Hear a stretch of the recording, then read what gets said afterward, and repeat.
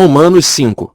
Tendo sido, pois, justificados pela fé, temos paz com Deus, por nosso Senhor Jesus Cristo, pelo qual também temos entrada pela fé a esta graça, na qual estamos firmes, e nos gloriamos na esperança da glória de Deus. E não somente isto, mas também nos gloriamos nas tribulações, sabendo que a tribulação produz a paciência e a paciência a experiência, e a experiência a esperança. E a esperança não traz confusão, porquanto o amor de Deus está derramado em nossos corações pelo Espírito Santo que nos foi dado. Porque Cristo, estando nós ainda fracos, morreu a seu tempo pelos ímpios. Porque apenas alguém morrerá por um justo, pois poderá ser que pelo bom alguém ouse morrer. Mas Deus prova o seu amor para conosco, em que Cristo morreu por nós, sendo nós ainda pecadores. Logo muito mais agora, tendo sido justificados pelo seu sangue, seremos por ele salvos da ira. Porque se nós, sendo inimigos, fomos reconciliados com Deus pela morte de seu Filho, muito mais, tendo sido já reconciliados,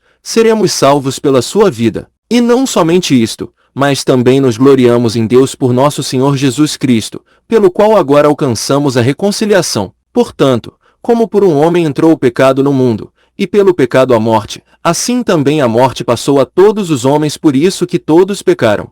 Porque até a lei estava o pecado no mundo, mas o pecado não é imputado, não havendo lei. No entanto, a morte reinou desde Adão até Moisés, até sobre aqueles que não tinham pecado à semelhança da transgressão de Adão, o qual é a figura daquele que havia de vir.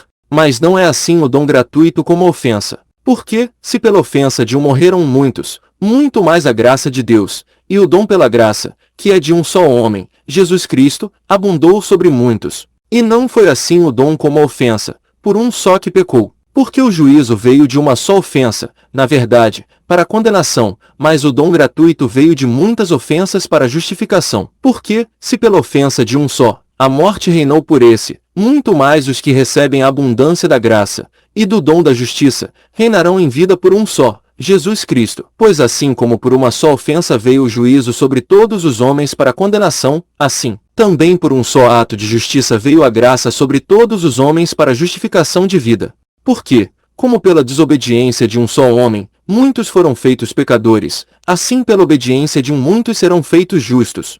Veio, porém, a lei para que a ofensa abundasse, mas, onde o pecado abundou, superabundou a graça, para que, assim como o pecado reinou na morte, também a graça reinasse pela justiça para a vida eterna, por Jesus Cristo nosso Senhor.